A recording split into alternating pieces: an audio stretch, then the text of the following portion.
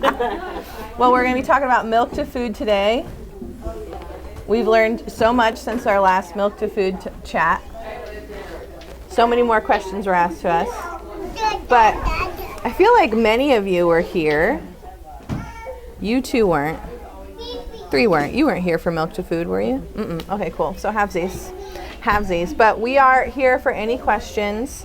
When we're transitioning to food and when we're transitioning to weaning, those are all questions that are available and open. You can also ask questions about how breastfeeding affects your fertility if you want, all of that stuff. Anything that has to do with titty time and with milk, and then processing all the way to how does my kid eat, how do I make them a great eater. One of the books that we recommend that you read, I'm fine, is French Kids Eat Everything. It's very, very well written, so it's very interesting. There's a copy of it up there, so you could also just come to the Enchanted Cottage with your membership and read it every time you're here while your kid plays. Just put it out there. It's right there. A lot of the books that we love are up there. There should be a few more. But we also did talks on every single one of those books, and they're posted on our YouTube page. So if you wanted to hear us like deep dive in French Kids Eat Everything, thanks, Mom. Vanna White over there. Thanks, Mom. Then you can watch us talk about the book, which is like Cliff Notes if you're not a reader. So that is up, right, Jewel? Jewel, am I lying when I say it's on the page? Okay, cool. Just wanted to make sure. Get it, Amaya.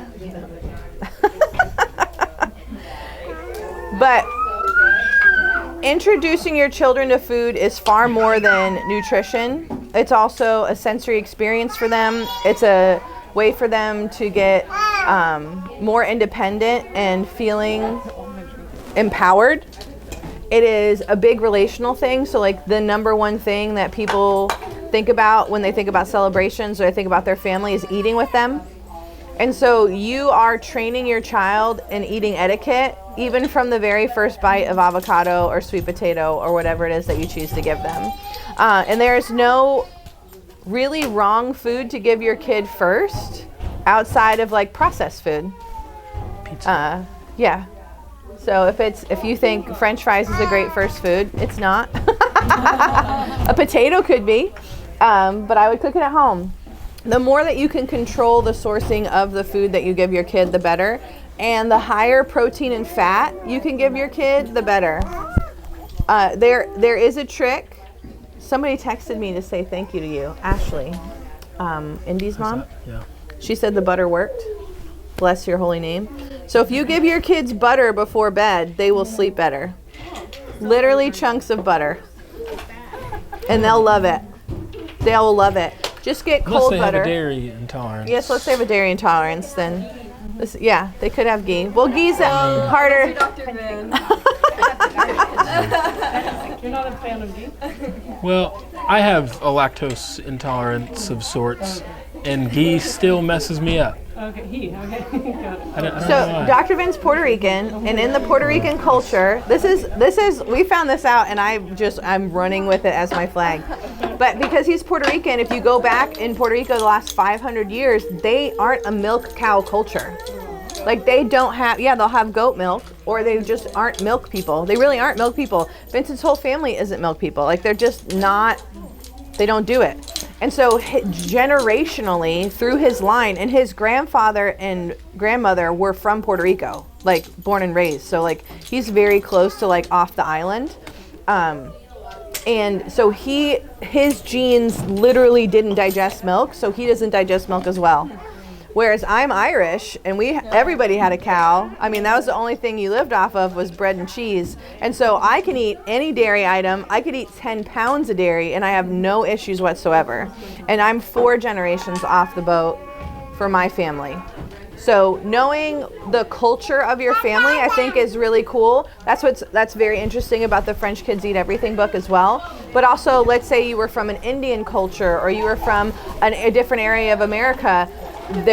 the spices and things that kids are introduced to, there are babies that eat spicy food because their mom ate spicy food, because they were introduced to spicy food. And so what you ate in your second trimester and third trimester actually started to develop the palate of your child. And then what you give them before they are 2 also develops the palate of your child. Your kid is going to eat almost everything you put in front of them until they are 2. And then they don't stop liking everything. They start having autonomy. And they're like, screw you. I'm not eating this. I refuse. Until about 6. But and they talk about this in the French Kids Eat Everything book. They talk about how you just say, oh, you may not like that now, but you'll like it when you're older. And so, once we read that, we oscillated to that as our sentence. And so Vincent ate something and he's like, oh, I like it. I must be older. It's literally what he said. But it's a philosophy that you choose to feed your child with. And there's a lot of different philosophies. There's people who say it should be all vegetables first. There should be people who say it should be fruit first. There's people who say it should be protein first.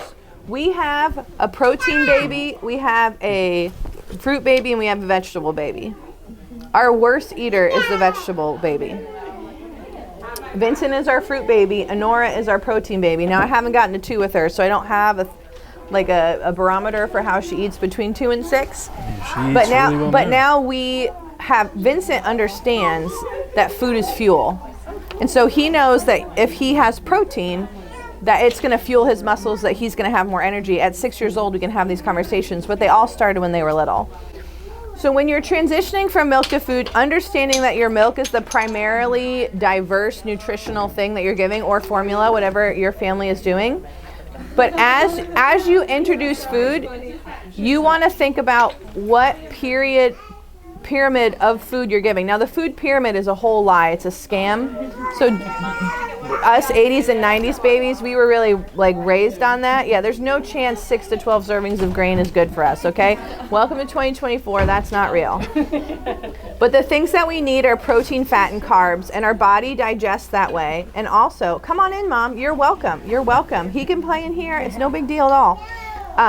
What you want to do is your body digests things in 6-hour segments. Now, this is smaller for a baby, but just so you guys know, if you ate breakfast this morning and you're hungry before 6 hours have passed, you did not have enough of the 3 things. So you digest carbs in the first 2 hours, protein in the second 2 hours, and fats in the last 2 hours. So if you are hungry at 4 hours, you didn't have enough fat in your meal. And so you can start to see with that, because that's the full process of eating, that when your baby is super hungry again, one, they have tiny stomachs, but as they're aging, as your kids are aging, you're going to be like, wow, they want a snack already. It was because it was crackers, right? Because your kids will eat crackers all day. Why? Because it's an easy energy. And I would wait on crackers as long as you can, or bread and toast for your kids, because they will learn that carbs make them fueled, right? They will have so much energy. But if you can train them in desiring the protein and fat, this morning, Honora ate 2 whole eggs covered in chunks of cold butter. That was what she wanted. She asked for the butter. She she's 15 months old. She pushed the step stool up to it and was I want this. And so it's mantequilla in Spanish. And so that's what we work on. Karen could say mantequilla at 2 years old. It was so cute. But I chopped it up and she ate it whole. A little bit of salt. But she hasn't really asked me for food since then, because there's a lot of us that don't even eat 2 eggs. So when you're introducing foods to your kids, I would really recommend, based on our 3 trials and what we've learned in this book that Vin has here called Nourishing Family Traditions, which is a Weston A. Price book, which I didn't even know who Weston A. Price was until this last 2 years of my life, is a whole food diet. And it talks about introducing brain-building foods first. So that's egg yolks, that's protein, that's beef, that's liver. A lot of people take frozen liver and grate it over an egg yolk and give that to their baby for a first food. That's like a Weston A. Price tradition. And so the book, you got it? You want to show it? Show it off? What is it called? The book of the Nourishing of Baby and Child Care. It also has a really amazing formula recipe that you make with all, like I thought about you this weekend. Actually, I helped make my friend's dog food, and I was like, my girl does this. But and the intentionality with which she meal prepped for her dogs, I was like, I should meal prep for my children this way. Because she was like, we put this in here because it's this, and we put this in here because it's this. But the Weston A. Price figured out a formula for women who couldn't breastfeed that involved raw milk, it involves cod liver oil, it involves nutritional yeast. But basically, he took everything it takes to have the composition of breast milk and put it into this using this. And when I have our bestest friends had issues feeding their first baby, and so she started doing the Weston A. Price formula, and the poop was identical to breastfeeding poop. Identical. And if that's the statement, right? It doesn't matter like what you do. Like, you can argue about it. People can just be like this, that, and the other thing. Formula manufacturers have a lot of rigorous standards they have to do, and I don't know why those standards include high fructose corn syrup and all sorts of weird solids in it, but to get it to their consistency, that's what they have to do. But Weston A. Price's formula recipe is just snubbed because it's not regulated, right? And the mom makes it herself. And of course it's raw milk, and everybody says raw milk is going to kill everybody. Which I could go on a whole tirade about that. Anyway, when deciding what you're going to introduce your baby to food, textures is really good. Seasonings is a cool thing to start. You would want to do it one at a time. So let's say you wanted to like introduce your kid to basil, or you wanted to introduce them to thyme, or things like that. You can take something you know that they already love and sprinkle a little bit on it. But the goal in French Kids Eat Everything, I think it's either 1 or 200 foods they want them to try by their one. Yeah, I think it's 100. So they try escargot. They try the stinkiest cheese. This is like, and it's a point of pride with French parents what their kids have tried. Like, they're like, oh, well, we've tried da-da-da-da-da. And he was just showing me this thing. It says you should mix caviar with yogurt. And he was like, would you really do that? I was like, yeah. He's like, where do we get caviar? I was like, yeah. He's like, isn't that fish eggs? And I was like, yeah, you have this perceived notion that that's gross, but it's very high nutrition, very compact nutrition, right? And so it could really help build your baby's brain as you're going, yeah. But then people are like, wow, my kid's gonna be eating escargot and this stuff. And then if I tried to give escargot to my son, I could give it to him and he would try it as long as it wasn't super hot. And then afterwards, I would tell him it's a snail and he would lose his mind, right? Because he loves snails. Yeah. It's sad to think about. It's delicious. 10 out of 10 recommend. But we are meat eaters here. So also a part, and I don't know if you remember the number, but a part of French Kids Eat Everything, they said that you have to introduce a food to the palate 12 times. 12 times before you can actually like it. And so it says to maximize the window from 6 months until your kid is 2, 2.5, 3, depending on the child, when they're like get more picky. Because at this age, well, whenever you start introducing solids, you're not really picky. Like, whatever you have on the spoon, they're going to take. And so it is your time to introduce as many foods as you can to try to expand their palate and get them exposed to as many foods as possible before they start becoming more picky. But Honora also at 15 months is the pickier than she was, because we used to be able to give her like the meat Serenity Kids pouch, like, and she would eat any of them. She was all about it. And then when she had applesauce as a pouch, she's like, never again. I will not eat that meat. I want the sweet stuff. But her number one favorite food is ground beef. And I think ground beef is a wonderful in the top first 5 foods to give to your kids, because it's teeny tiny, so it's going to be easily digestible. It's easy for them to start working on their pincer grip. But here's another fun fact from French Kids Eat Everything. They don't allow their children to feed themselves at all. They are teaching them etiquette. Because they're like, you can do finger grasps with toys, but you ain't going to come out nasty in my house. So in their preschools, which everyone goes to, they have tables of 4, and they have 16 kids in a table, and 4 teachers sit in front of 4 students and feed them their lunch, and then the next 4 get to go, and then the next 4 get to go. And these kids wear immaculate white uniforms, and all this stuff is beautiful. They do not feed themselves. They learn how to use a fork and knife so that 1 and 2-year-olds are using forks and spoons and knives and eating neatly because that is more of a deal in French culture than it is, which is just so crazy. The other thing we took away from this is to not snack. And I will tell you, snacks will ruin your life, girls, because your kids will eat so many snacks they will never eat at meals. Yesterday was a great example of us putting this into practice. As our kids, we went out to have a picnic lunch while Daddy was on break, and they didn't want to eat. They wanted to play at the playground. And I said, if you do not eat now, there is nothing until dinner. This is some cold, hard French treatment here. And so at 4:45, when we usually eat at 5:36, Vincent comes up to me and he's like, Mom, I'm starving. I was like, that's because you had 5 pieces of pepperoni and half a piece of bread, bro. That's not lunch. I told you. He's like, but I just wanted to go to the skate park. And so he came to me. He's like, can I have something like a cheese stick or an apple? Which is almost always a yes. Well, used to always be a yes in our life because we were okay with snacks. And I said, no, you may have nothing until dinner. Nothing at all. And he was like, but I'm starving. I'm like, then you should have eaten lunch. And this whole mentality, which before I would have been like, yeah, get a cheese stick, but then they wouldn't eat their dinner.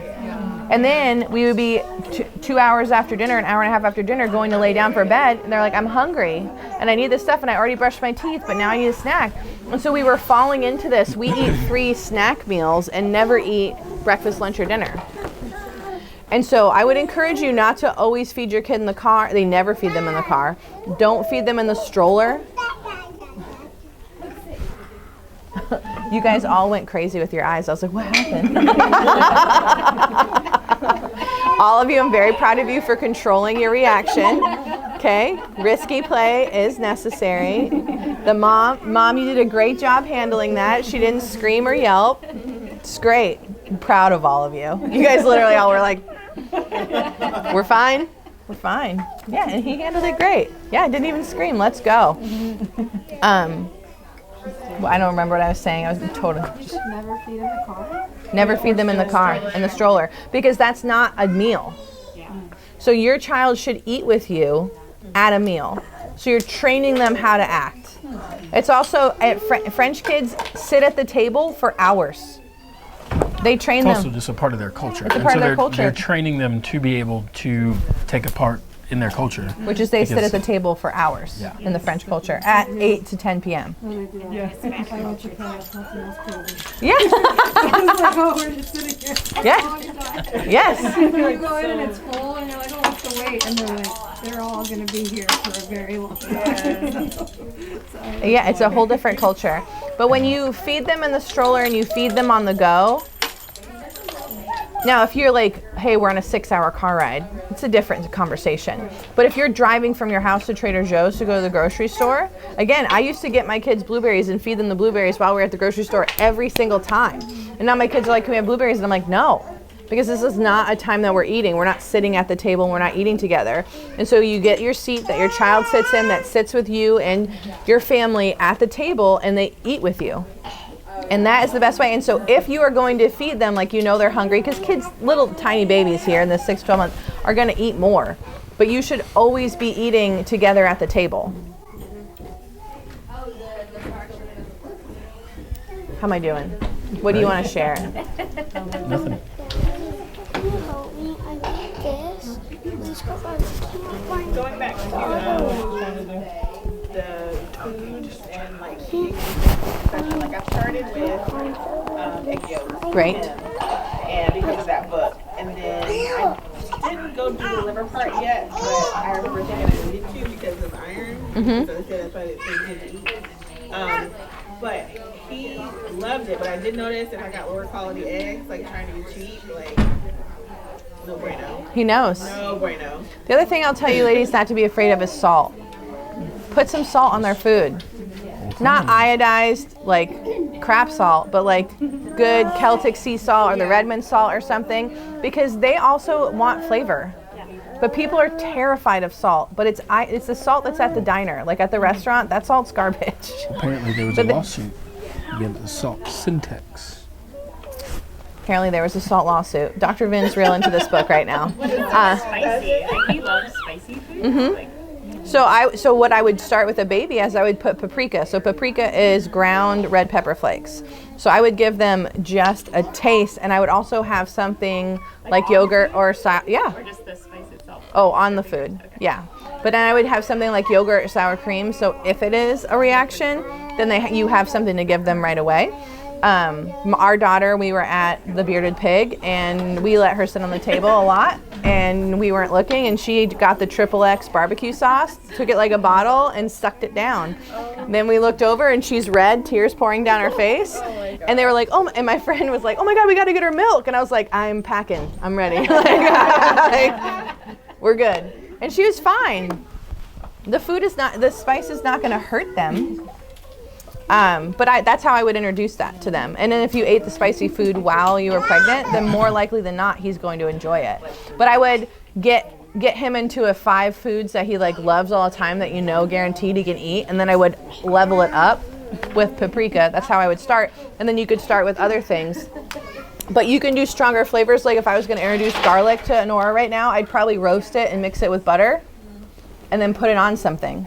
And so now I know that she loves butter and I know that she loves eggs, so why don't I make roasted garlic butter and introduce her to that? And then the next step for that I would do just raw garlic and the butter and introduce her to that. Like let's say if she wasn't feeling well. Because you know raw garlic be strong. Oh, Yeah. Antibiotic. Yeah. Works every time. And so with the liver, you can really grate it with a cheese grater on top of anything he eats. And so they sell it frozen at Sprouts, I know for sure, because we bought it, but it's just literally like a slice of liver frozen, and then you just cut the plastic open and run it over the grater, and it enhances. So between 28 weeks and 40 weeks, your baby stole as much iron as they could from your liver, which is why the majority of women get anemia 28 weeks to the time they were born when you're pregnant. Yeah. And then that iron load lasts from 0 to 6 months. And then at 6 months, they start to need iron again because their body can also digest it. And that's why Weston A. Price recommends grating the liver over what they're eating. But also said that they say you shouldn't give babies honey because they don't have, their stomach acid is not strong enough to kill the microbes in it. But they said in the book you could use blackstrap molasses, which they said is high in iron. And you could put that in tea. Babies love tea. Yeah, herbal tea is great for kids. So if you were like, wow, I want to start giving my kid water, you could give them tea, like nettle tea, herbal tea, any of that stuff. No, not caffeinated, not black or green tea, herbal tea. And then you could work with the local herbalist and find a really great, but there's a lot of minerals in nettle tea.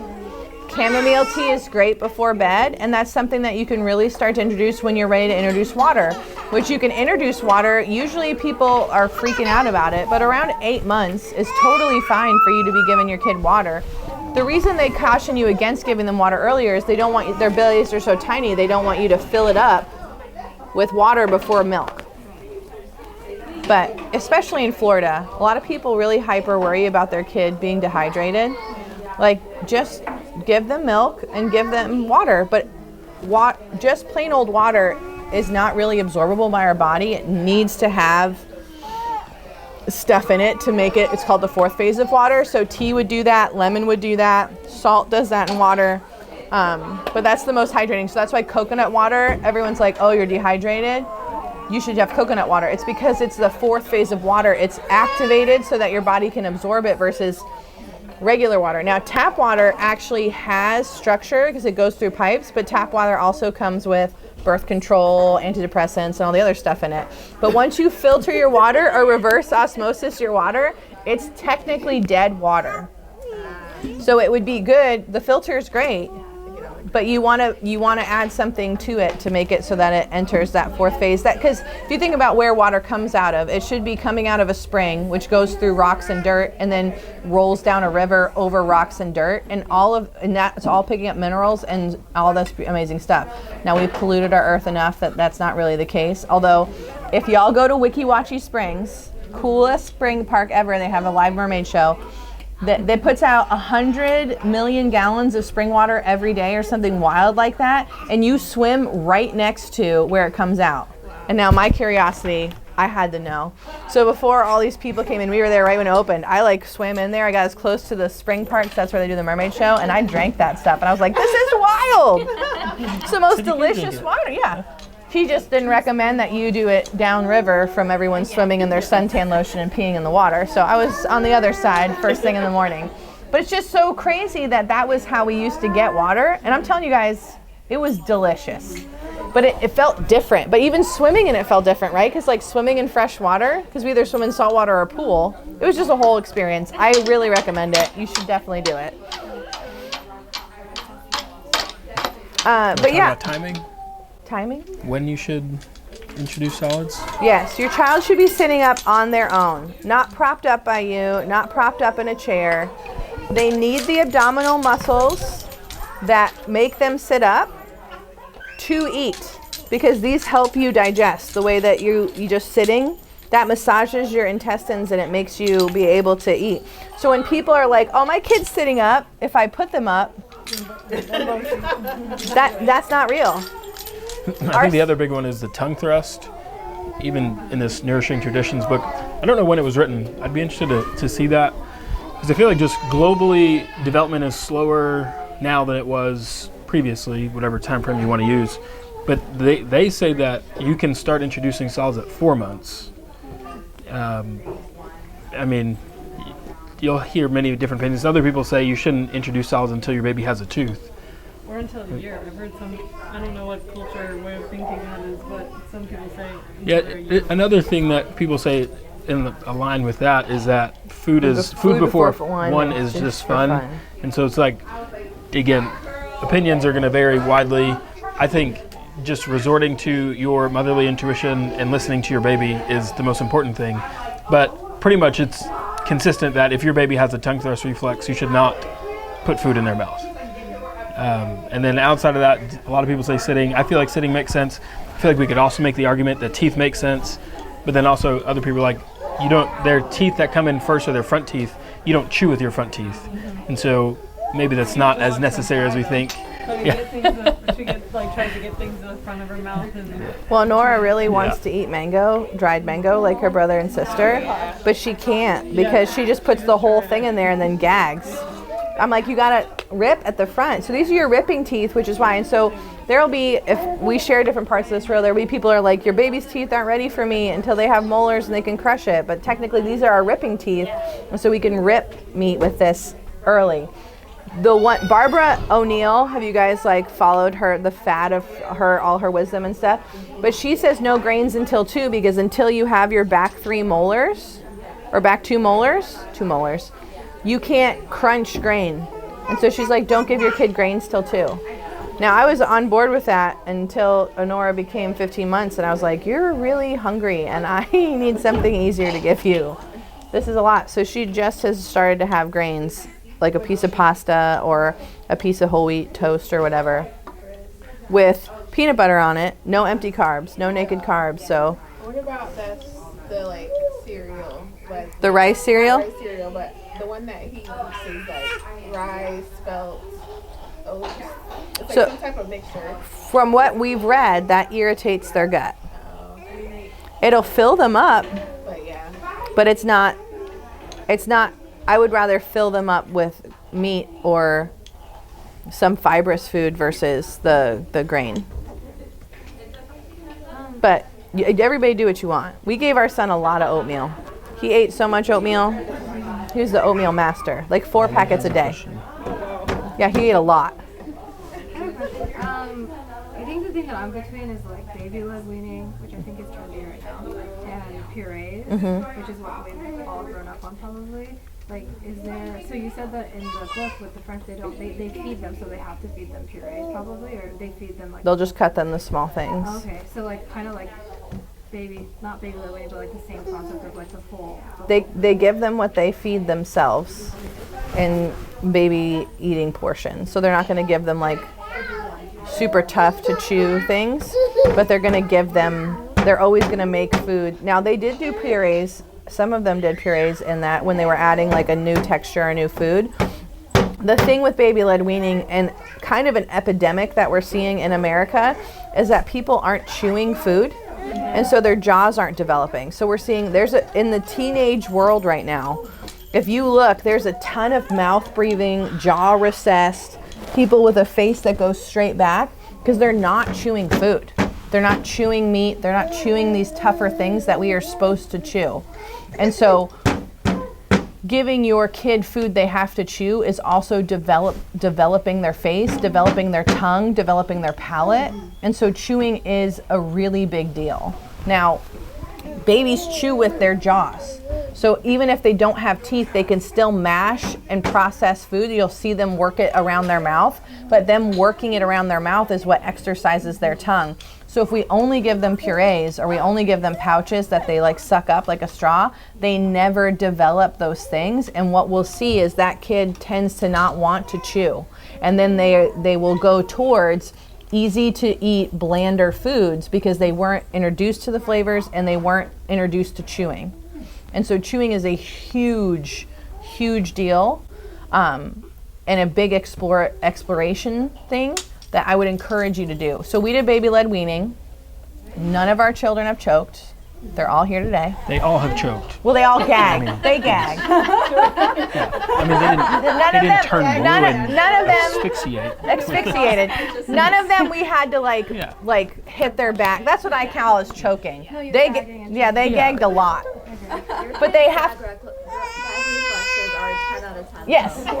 Yeah. Scared me a lot of times. They've handled it. I mean, every time. Every time they get rid of it. Like, so, I mean, yesterday with a piece of mango, Honora was like, and I was like, you're red, you're fine. Red and angry, fine. Blue and quiet, scary. That's like the rule.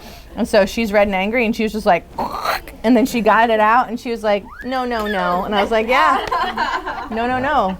Let's not eat any more mango, okay? Yeah.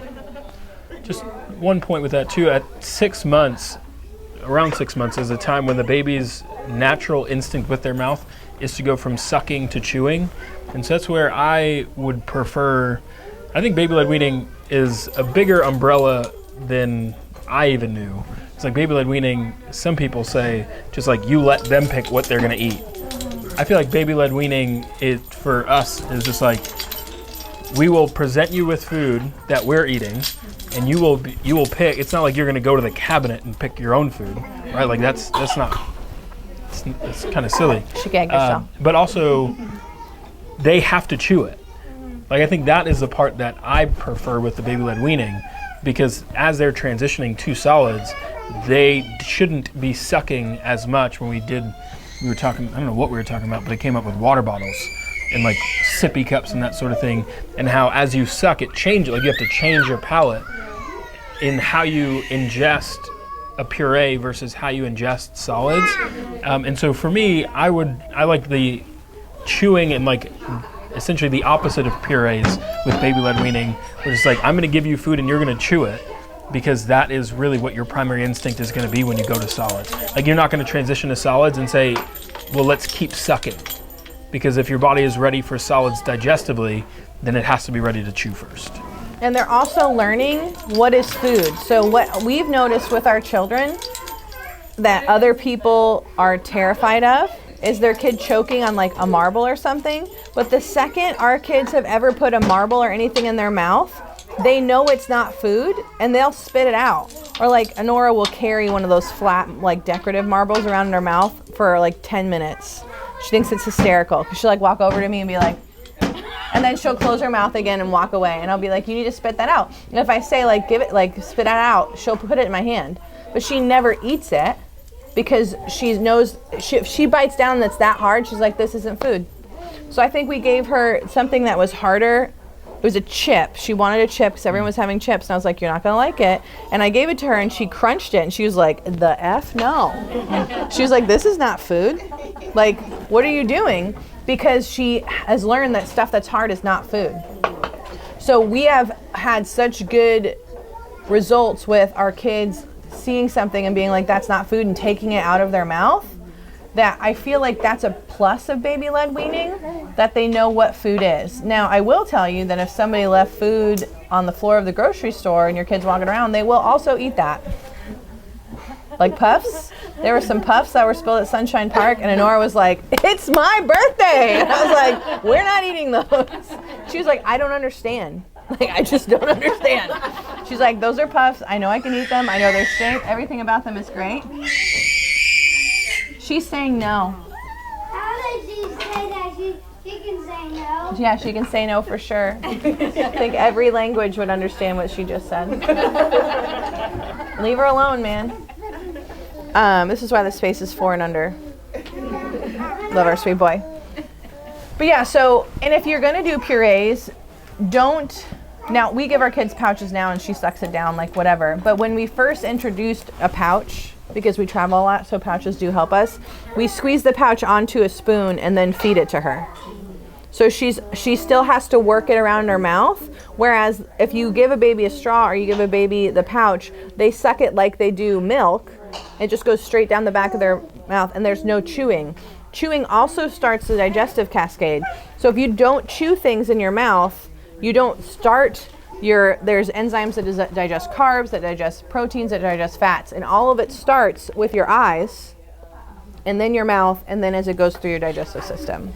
It's a whole wild thing God did when he designed our guts. Wild.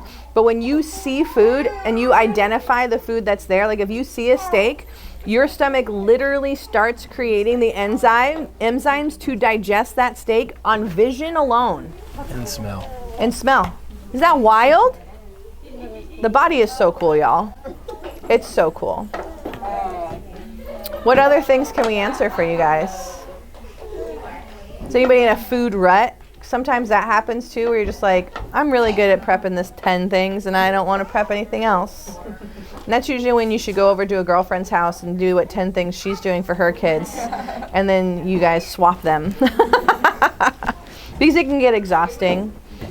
I read a stat the other day that said, if you cook 3 meals a day, 5 days a week, you will cook 14,000 meals before the kid is 18. One kid, 14,000 meals. So get this. Not only, and then this other fun fact that I love to share with moms is that when you have a meal, there's a 4-part process. There's buying the ingredients, there's prepping and cooking it, there's eating, and there's cleaning up eating. There's all of that involved for 14,000 meals for one child. You have multiple children, just extend it. But I feel like you should find 20 things you love to make, and I will guarantee you half of what you make in those 14,000 meals are going to be those things. But just 5 days a week, 3 meals a day. So if you're a 2 meal a day family all week, it's still that ridiculous amount of stuff. So it's a lot. There's so much intentionality that you can have with feeding your family, how you choose to feed them, when you choose to feed them.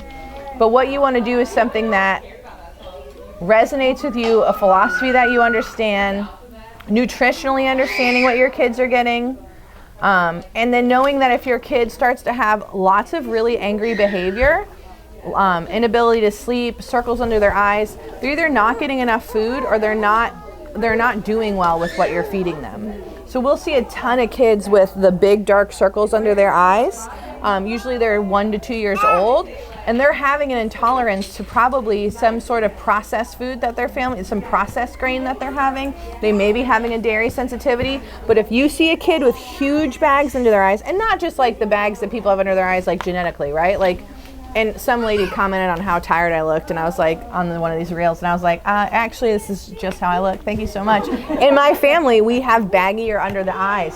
A lot of people in the Indian culture, they have like super dark under their eyes, like there's like a normal. But you can tell when you see a kid who's not digesting something well because they will be dark under there. Or I'll know when our kids are not like, when we're in a rut of, I've just made too many chicken nuggets or too many hamburgers. And I'll know that I haven't been giving them enough diversity because they'll start to be jerks. There's a lot of lead in the world. I mean, I would encourage you to unfollow Lead Safe Mama because she will make you not want to feed your kid anything.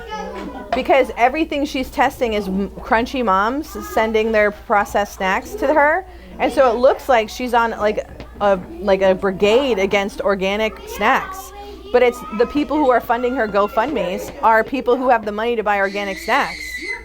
And I was like, we're not testing McDonald's. We're not testing like Dino Nuggets. Like we're not. Honora, ma'am.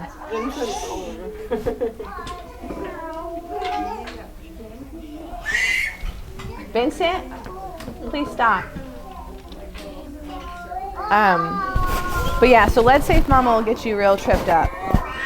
Cassava, sweet potato, all that stuff's grown in the ground. You know what's in the ground? Lead. You know who put it there? God. So at some point, I'm just like, okay, maybe I shouldn't give my kid every cassava root treat if they weren't actually eating cassava root every day. Maybe I should chill out on that. But on a car trip, we having some puffs. You know what I'm saying? It's gonna happen. Oh, Maya.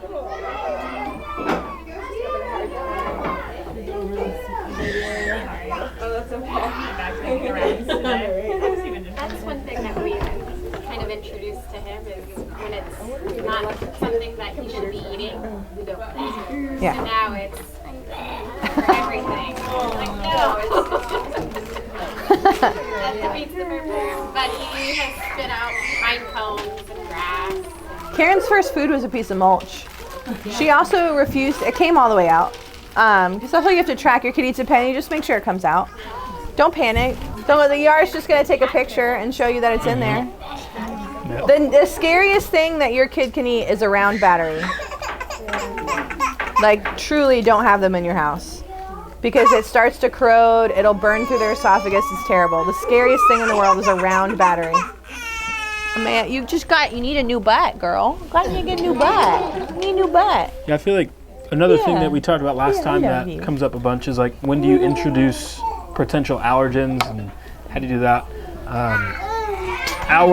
We were told by our first pediatrician, I think it's a really good idea. It's like, if there is a food that you're worried about, just like put it on their skin first. It's like you eat it and then you kiss them. And then you put it, like, just touch their skin with it. And then just let them taste it, but don't let them eat it. And as you build up the exposure, just pay attention to see if they're having any sort of reactions to it, any redness around their mouth. And if so, then don't do it. But I think that's something in general too, just like having reactions, just stuff to pay attention to, like, are they having mucus in their poop? Are they having skin breakouts? I feel like oftentimes eczema is a sign that your baby's eating something they're not loving. And so just some things to be aware of. Did you talk about the kissing them with the peanut butter? Or the eggs? But all the research now says introduce it sooner than later. While you're breastfeeding. Yeah, while you're breastfeeding. Because,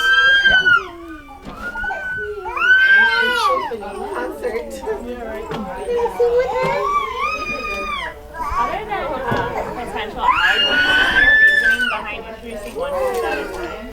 No. Yeah. I just feel like having allergies is so uncommon. Like, is it more common than I'm thinking it is? In our children's school, you cannot bring nuts. You can't bring coconut. You can't bring tree nuts. All depending on what, and we have a very small school. At our church, you can't bring nuts. You can't, there's a whole... I've just never known anyone with a nut allergy. Yeah. My sister didn't have a nut allergy until she ate pistachio encrusted salmon or something one night while she was pregnant. She got violently ill from it, and then her and her daughter that she was carrying have a nut sensitivity. It's crazy. We're seeing more and more allergies because our kids have a higher toxic load. They're also introducing a lot more things to them the younger that they are. And so, I mean, when I'm introducing a sweet potato or an avocado, I'm not worried about allergies because that's not, like, those aren't allergenic foods. So we aren't crazy about that in our family, but we don't have any allergies, minus he doesn't love milk, but still eats it all the time. Mozzarella cheese is his, and ricotta cheese are his downfalls. But yeah, there are a lot of allergies in kids. There's a lot of kids that are very sensitive to things. I also feel like the allergies are, like you're saying, very concentrated. There's not very many people that are allergic to sweet potato. There's not a lot of people that are allergic to avocado. It's like, do you have to introduce those one at a time? Maybe. I feel like the other thing, maybe from and this is pure speculation, but maybe from a digestive standpoint, like the body has to use different enzymes, different things to digest different foods. And so if they're transitioning from just breast milk to solids, I think if you give them simpler foods, their body isn't going to be in as much a state of shock after. I'd say similar to, so I've done a few fasts, and just like depending on what you're eating on the other end of the fast, your body will respond very differently. And obviously we've been eating food our whole lives, but for them, the first time they're exposed to it, I think that's maybe a side benefit of simplifying it, is just to simplify the stress on the digestive system as it's learning to digest these different things. But let's say you're making Tuscan chicken tonight. What I would encourage you to do is make the chicken and leave it plain, and then leave a breast out for him. Not even, because he's not gonna eat that, but cut off some pieces and then continue to make the meal for yourself. And some people put peas in that, some people put sun-dried tomatoes. And so I'd let him experience a sun-dried tomato as long as it didn't have red dye 40 in it, which you should look at your packaging. If you put all that on sun-dried tomatoes, like I swear. Yeah, but